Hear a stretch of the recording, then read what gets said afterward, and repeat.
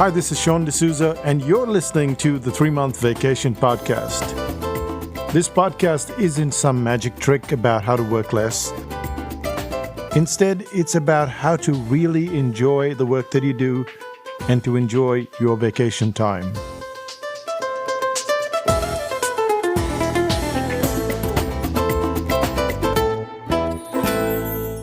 Hi, I'm Sean D'Souza, and you're listening to the 3-Month Vacation.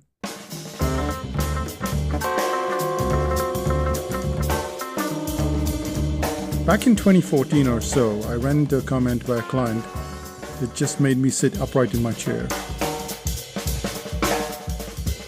The client was part of a course, an online course, and she mentioned that she'd been putting in 3 hours of work on the assignments every day. If you stop and think for a second, think about what 3 hours means to a small business, 3 additional hours every day. Usually, any business owner is going to put in a long day, and this day might go between 8 to 12 hours. And this client was taking 3 hours to complete her assignment every single day. That's 4 or 5 days a week. Now, this description sounds like a model student, but it ends up backfiring. It ends up slowing down the progress considerably, and here's why. As you're probably aware, we do many courses online, and one of them, the most demanding of them, is the article writing course. It's called the toughest writing course in the world. And here's the client now on the article writing course. Let's say the client has taken an hour to write an article, and she wants to improve the article. So immediately she goes into this editing mode, this retouching mode, and she might spend another hour tweaking things.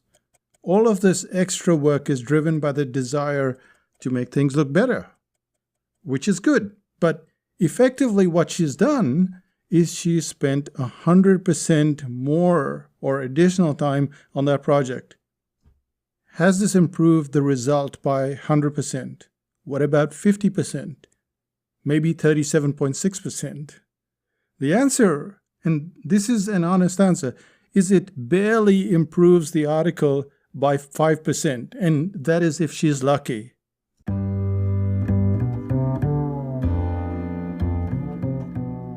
If you think that percentage sounds odd, it's not that strange. That's because a student learning a craft doesn't really know where they're going. So they're like a guide is taking you on a trip and you're following along. You don't exactly know where you're going. So you're trying to figure out what you have to do next. And all of this figuring out is very subjective. That client will edit based on what she knows, but that's not necessarily what is going to improve her article. And that is only part of the problem, this whole editing process that she's going through.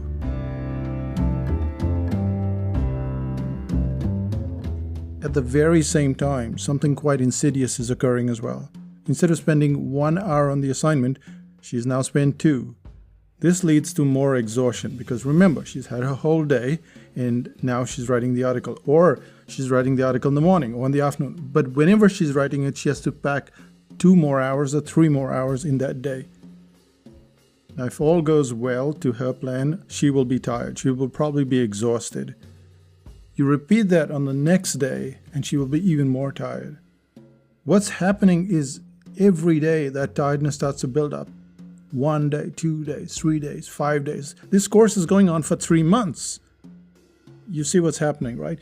Now there is a factor of dread. It starts off with just reluctance. You're all excited when you start a course. There's a group, there's this structured process and stuff in place. And then it becomes this big burden.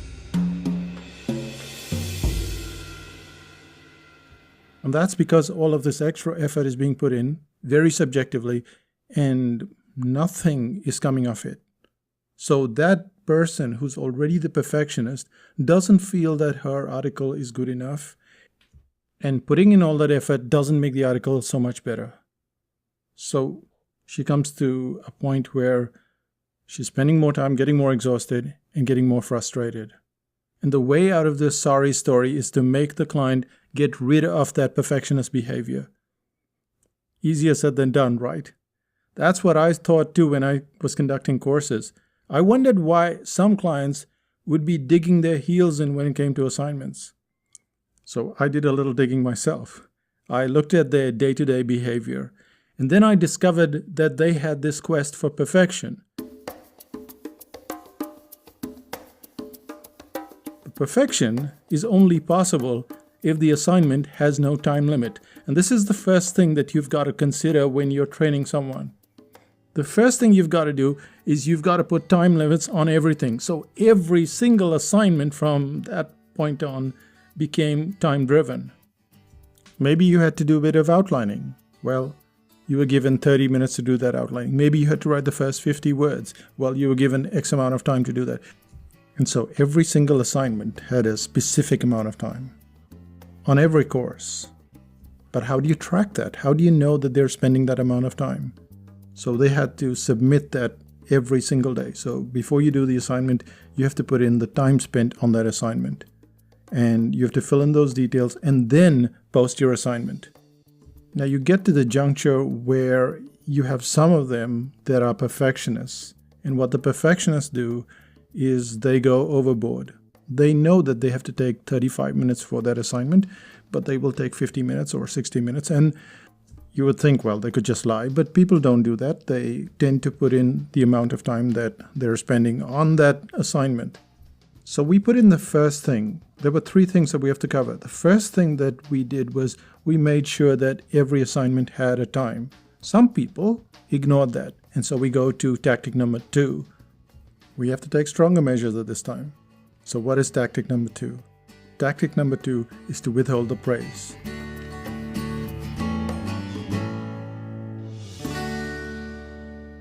If there's anything a perfectionist loves dearly, it's praise. If the client kept to the assignment timings, then what I do is I praise them. Not all the time and not over the top, but you praise the client for sticking to the time. And you make sure that that's consistent, that praise.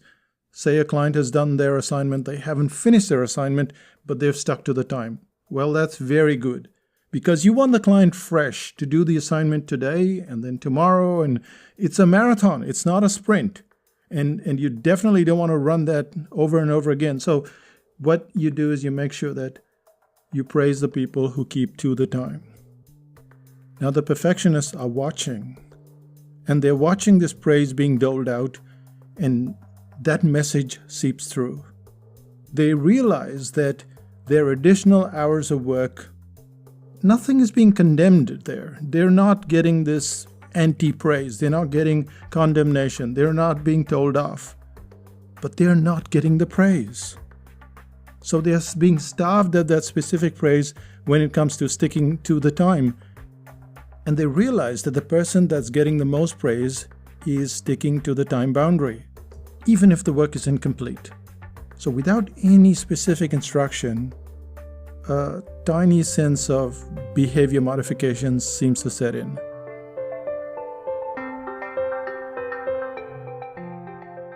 And that's part 2. We've set up a time. Secondly, we've started to praise the people that stick to the time. However, that's not enough, because a perfectionist still wants to tick all the boxes. They still want the praise. And so you create the boxes. Now this appeals completely to every perfectionist that's out there. If you create boxes and they can tick the boxes, they're really happy. So what we did was we created benchmarks. So when we created the assignments, we set benchmarks that needed to be met. Now, these are your benchmarks as a teacher, not the student benchmarks. And the perfectionist looks at the benchmarks and invariably they decide, yeah, I want to tick these boxes. So here's an example, a very small example from the article writing course. I start off with this line which says, what are the benchmarks so far and how have you done? Now this relates, it pertains exactly to the article writing course. So they have to do these things. So I go, is the story well-paced and crisp, about 2 paragraphs or so? Check. The reconnect, is it not too brisk? Is there enough time to savor the jump? Check. Is there a 3-point listing at the top of the article? Check. Every point is expanded? Check. Every section is connected to the next section? Check. So this goes on. And through the course, there is this layer construction. So They have to check one box of the first week or second week, then 3 boxes, check, check, check, then 5 boxes, check, check, check. And that's how we build the entire article. And all the time, they have to get those boxes checked, ticked off.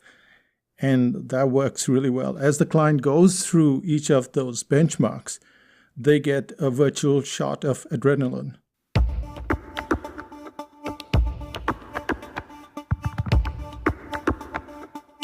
If something isn't quite right, you can stop. You can explain what went wrong, and then you can come back to fix it. But at all times, they have to have a benchmark system that they can follow. It's not something vague like, let me make this perfect. And that's what a perfectionist does. They're going after this subjective concept, and you're saying, no, wait a second. This is specific. You have to do this. And when you do this, then I, as a teacher, am going to give you praise. And you might think, wait a second, this seems very constrained. It might stifle creativity. Now, what we call creativity is found when the person has a relative fluency of the subject matter. When you're learning something, say you're learning to ride a bicycle, certain elements need to be in place.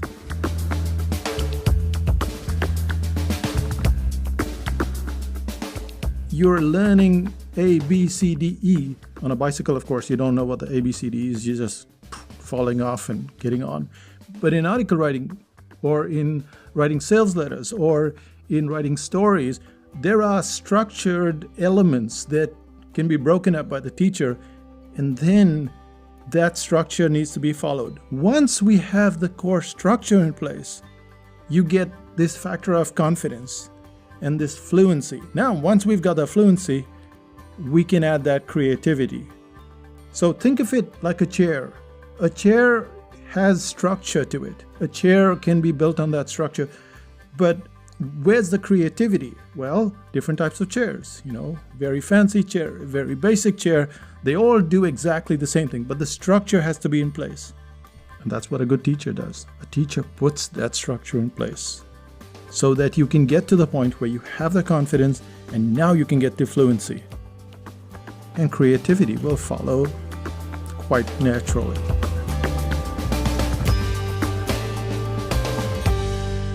There's another side to putting all these things in place, and that is when the client sees themselves hitting goal after goal and meeting every benchmark, he or she is more eager to show up because they get that reward, that dopamine. And day after day, for the remainder of the course, they show up to get those ticks, to get that praise. The clients get better, they grow from strength to strength, and then they do something very interesting. They stop calling themselves perfectionists. Their aim is just to make the benchmarks, just to get it on time. In your world, no matter what you're teaching, you'll find that there are clients who claim to be perfectionists. And perfection is not only frustrating, it is very exhausting. And worse still, it leads to greater dropout, which is why we need to take these 3 tools and use them when teaching the clients. What are the tools? Let's do a recap. First thing, the timer. Every task needs to be done within a specific time. So every assignment needs to have 35 minutes, 45 minutes, 20 minutes, 5 minutes, whatever it is. When the timer goes off, the assignment stops. The second thing is praise for the timer. Those that keep to the timer report in.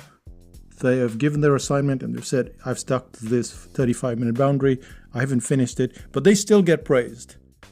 Even if the work is incomplete. That's very important that you praise them because they stuck to the timer. And then the perfectionists are watching. And finally, you have benchmarks. You say, this is what has to be achieved. A, B. Next day, C, D, E, F. And you give the ticks based on whether they achieve those benchmarks. When they know what those benchmarks are, they can go for those benchmarks. They can get their ticks. They can be very happy with the fact that you are very happy with them as a teacher. Perfection is a hard habit to break. But if you use these 3 points above, you'll find that the clients quickly do what's good for them instead of aiming for this random concept of perfection, this crazy thing that only exists in a subjective universe. So try it out. Try it out on your clients, and you know what? You might as well try it on yourself as well. That's me, Sean D'Souza, saying bye for now. But wait, what's happening in Psychotactics land?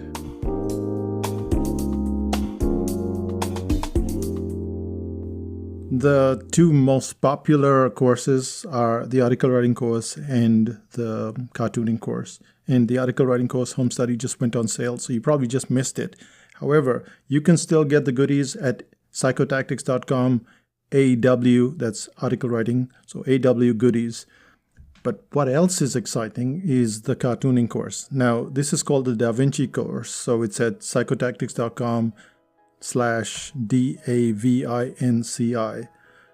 And this course, I didn't start it out as this empowerment course, this fun course, whatever that course was. I started it out because someone was bugging me to teach them how to draw cartoons. And over the years, it has been one of the most fascinating things in the sense that it has brought so much confidence to the people who have done the cartooning course. People say that I could never draw, let alone draw cartoons. And when I finished the course, and when I could draw cartoons, it opened up a world for me that I could not imagine. It was like, if I can do this, what else have I been missing out on?